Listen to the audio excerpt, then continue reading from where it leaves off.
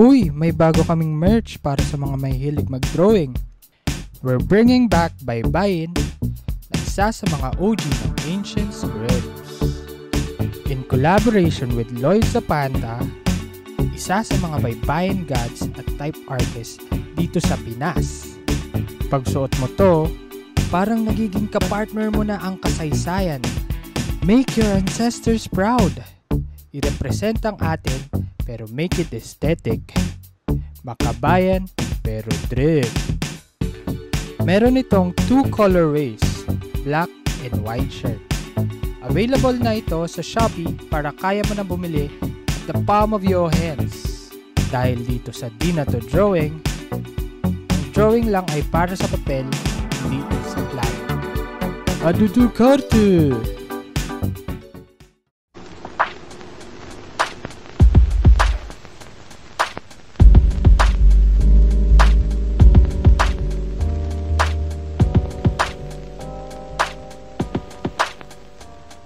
Hi, I'm Alan and welcome to Di Na To Drawing Podcast episode 66.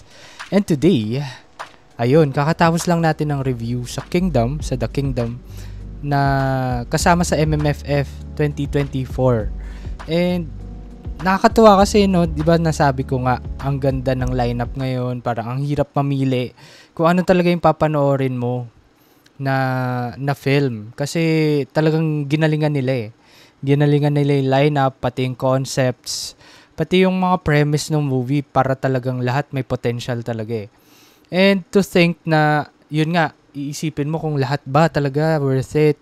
Syempre iba, iisipin, worth it ba talaga to? Usually kasi ang magkano na yung sine ngayon, around 400, 380, ganun, parang ganun na yung lumalabas eh.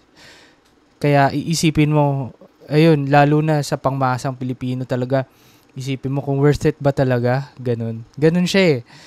So ngayon, yung susunod nating i-review is Uninvited, directed by Dan Villegas, starring Aga Mulak, Vilma Santos, Nadine Lustre. So yun pa lang, no, sobrang powerhouse cast na, di ba? And knowing Dan Villegas, isa rin akong fan talaga nung gawa niya. And to start din, this will be a deep dive movie review. And may spoilers na siguro January to lalabas, no. So by January siguro marami naman na nakapanood, no. Kaya careful for spoilers. Tapos pagka di nyo pa napapanood, sige, panoorin nyo muna bago nyo tignan tong episode na to. So first impressions on the film.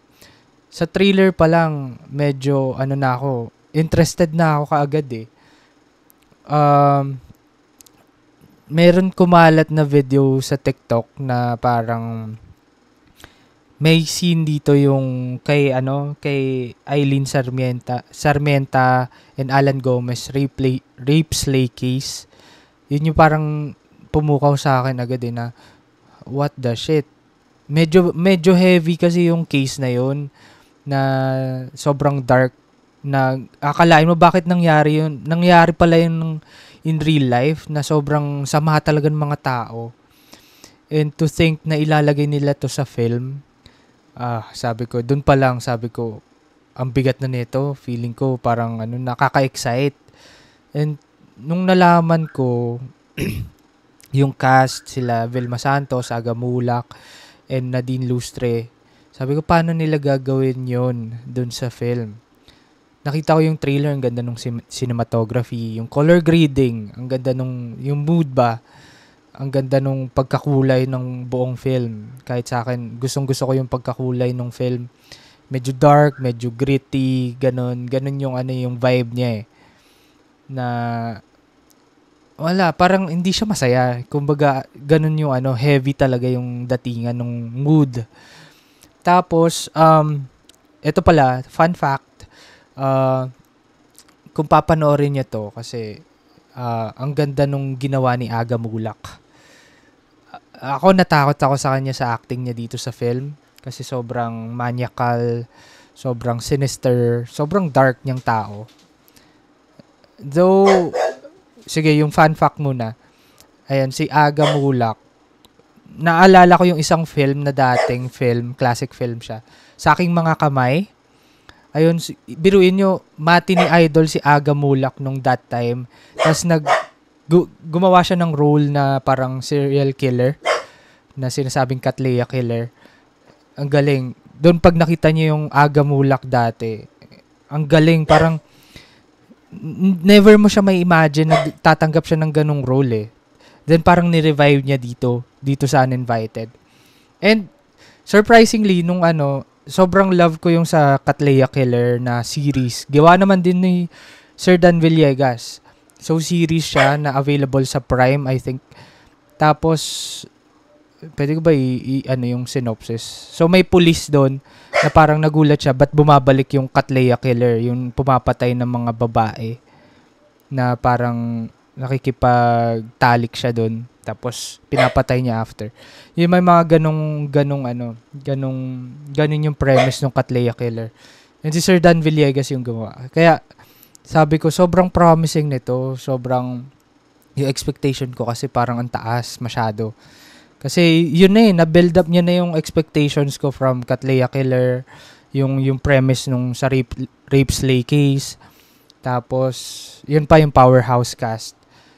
Pero to be honest nga, sa sobrang taas siguro na expectation ko, medyo na-disappoint ako dito sa film na to, sa Uninvited. And let me parang himay-himayin ko muna bago ko sasabihin, no.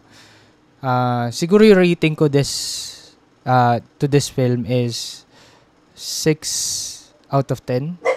Ganun ko siya na-rate kasi may mga parts dito na parang bakit ganun ang parang bilis. Yung sa first act and second act, ang ganda eh.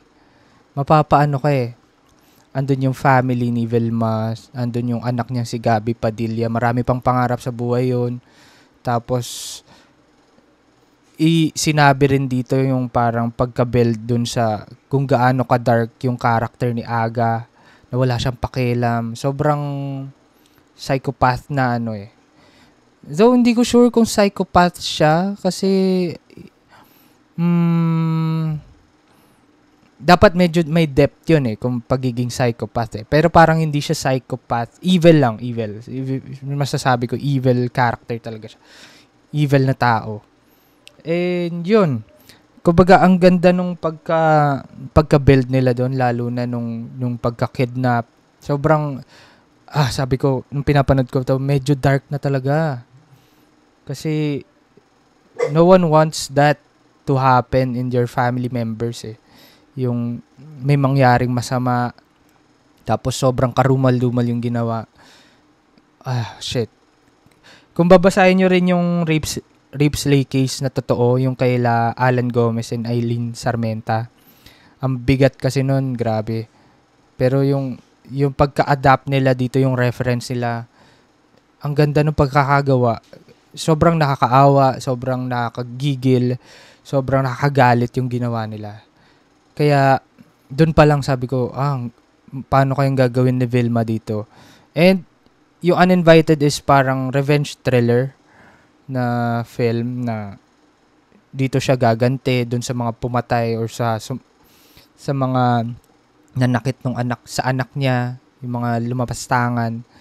Ayun siya eh. Parang ganun yung naging ganun yung premise ng film. And yun nga parang sabi ko sa second act, na build up na eh. Parang galit na ako. Gigil na ako. Then nung nandun na siya sa parties, ang buong akala ko sa film, iisa-isahin niya yung mga pumatay. Yun lang, yung parang sabi ko, ang bilis ng film, 1.5 siguro. 1 hour and 35 minutes lang siguro yung film. Nasayangan lang ako kasi parang ang bilis ng nangyari. Nakulangan ako sa pagbibuild ng character nila Aga, kahit ni Vilma.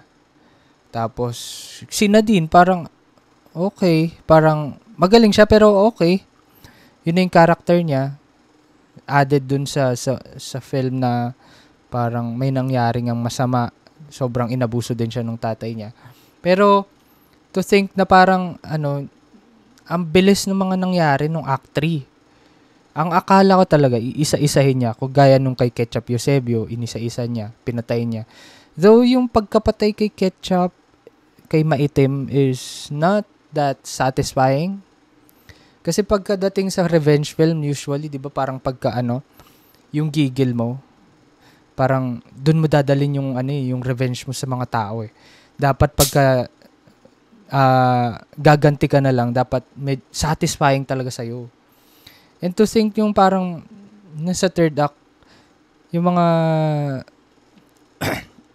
yung mga umabuso, yung mga masasamang tao, yun na. Parang, bang, binarel, bang, sinaksak. Yun na yun eh. Parang, okay. Parang, wala lang. Sa akin, parang, ano yun? Parang yun na yun. Yun na yung revenge something na And nagigets ko na hindi talaga siya hindi talaga siya kakapit sa justice system kasi wala kang kwenta. And sobrang powerful nga nila Aga, si Gilly, pati yung mga henchmen niya, yung goons.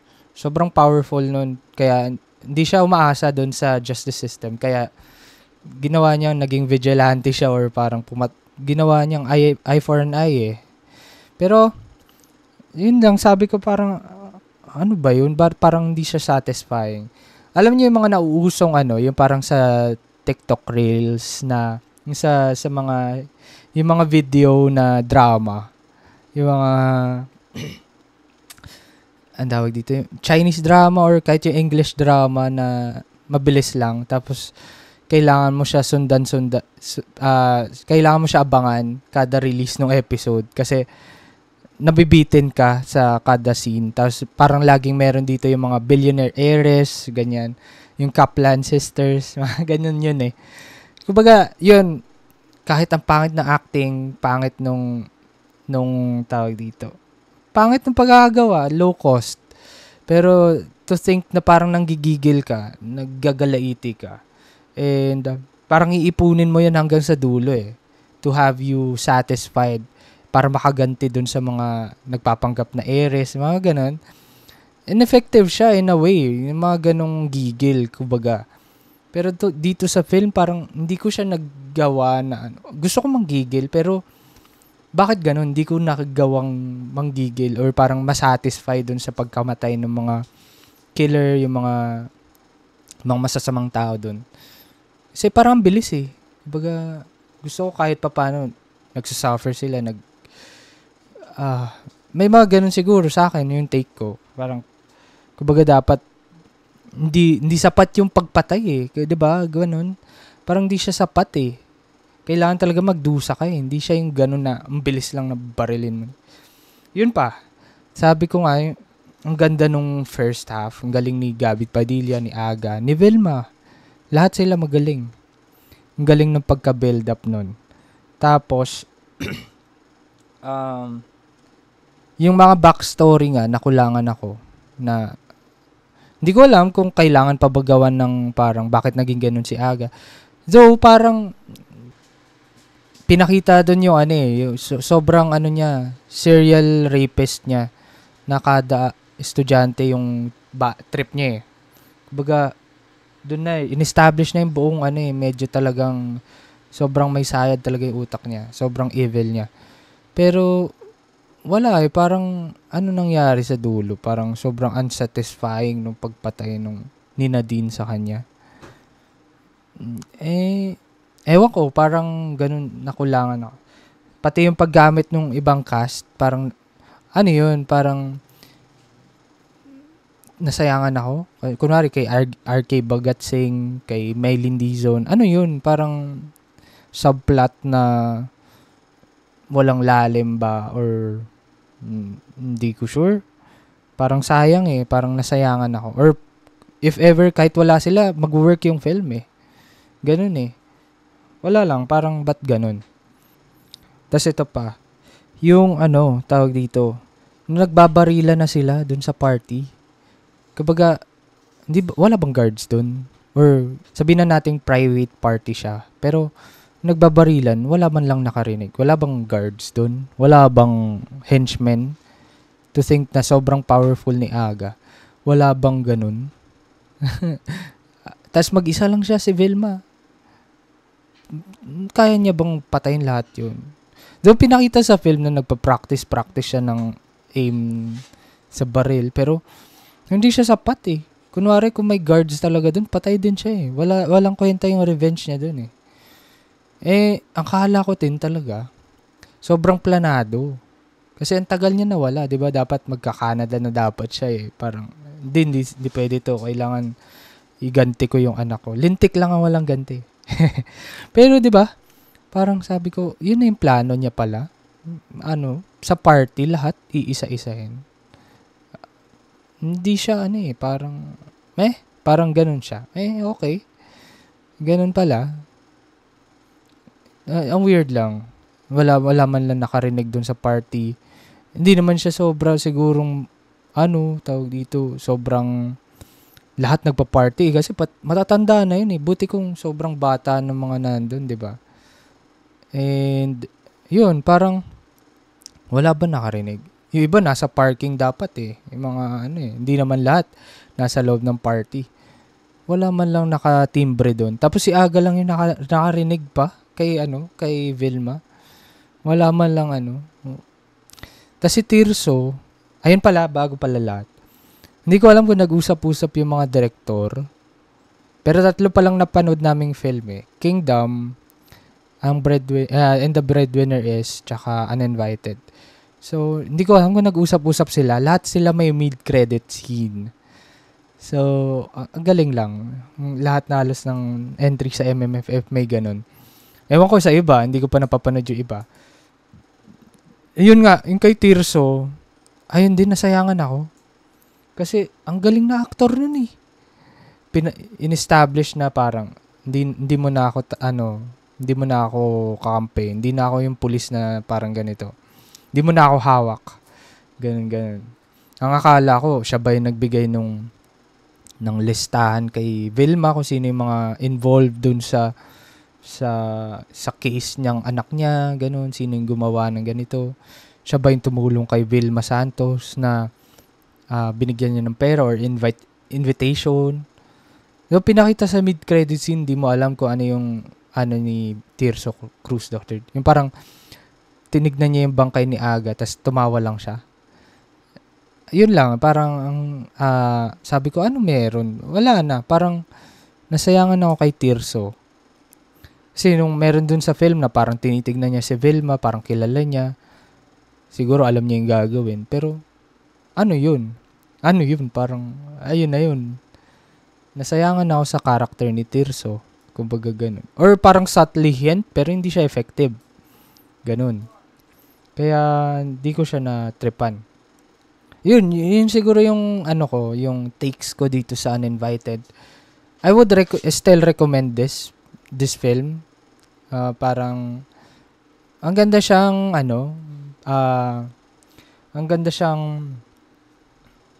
film to ito pa yung una naming film kasi sobrang high regards ako dito. Sobrang high expectation ako dito sa film na to kasi excited ako eh kasi Dan Villegas, Project Hit Projects. Sabi ko, ang ganda na nito. Bakit ganoon? Na-disappoint lang ako. Sorry pero na-disappoint ako. Ganun talaga. Pero, hopefully, gumawa pa rin sila ng ganitong maraming film na may, yung parang gigising sa mata mo. Though sana talaga, kung siguro pag napahaba to ng konti na 2 hours, siguro nabigyan ng backstory or parang kahit pa paano, nabigyan man lang ng, alam mo yung hustisya sa revenge film, yung alam mo yung hustisya sa mga revenge films, yung satisfaction na makukuha mo after eh. Hindi siya yung parang mabilis lang na ganun eh. Kumbaga dapat may mararamdaman kang satisfaction na kung talagang gaganti ka. Yung talagang mararamdaman nung ginagantihan mo na sobrang satisfying na may ganun may ganung feeling. Siguro kung iba, Ayun, may ganong feeling eh. Siguro yung iba baka iba yung take, pero yun yung take ko sa film. 6 out of 10 in Uninvited. Though still recommended na panoorin nyo yan. Baka iba yung take nyo, hindi lang, baka sa akin lang yun. Pero all throughout naman, maganda naman siya, pero nakulangan lang. Nakulangan lang ako, tapos yun lang. Medyo masyado mabilis yung third act. Masyado mabilis yung ending. Parang wala man lang, ewan ko, hindi ko masabi. Siguro sa kay Eva Candelaria, justice na yun, pero okay, yun na siya. Parang, now what? After? Hindi natin alam. Yun pala, bago ko matapusin to, check nyo yung Katleya Killer sa Prime Video. Ayan, ang ganda nun. Gawa rin ni Sir Dan Villegas. Yun, di kayo magsisisi dun. Starring Arjo Ataide, Jane Onieza. Sino pa ba? Basta yun. Para siyang sequel ng Sa Aking Mga Kamay ni Christopher De Leon, Aga Mulak. Yun yung yun yung cast nun eh. Galing nun, grabe. Kaya sobrang naano ako dun sa film nung Uninvited kasi si Sir Dan Villegas gumawa. Yun. Or panoorin nyo rin yung Sa Aking Mga Kamay. Nandun si Aga, makikita nyo yung parang role niya ulit na sinister. Na serial killer siya dun. Yun. Yun na lang panoorin nyo muna. After nung Uninvited. Sunod-sunod nyo yung mga suspense thriller. Ganda niyan. Gawang Pinoy. So, yun. For more exclusive updates, feel free to follow Di Na To Drawing Podcast on Facebook, Twitter, Instagram, YouTube, Spotify, and Playback. Pati Shopee. Ito, suot ko ngayon. Merch namin. And ito yung Aniv merch ng Di Na To Drawing. Pwede nyo i-scan yung Spotify code. Yan, mapupunta kayo sa Di Na To Drawing Podcast. And yun, check nyo na lang yung mga merch namin doon.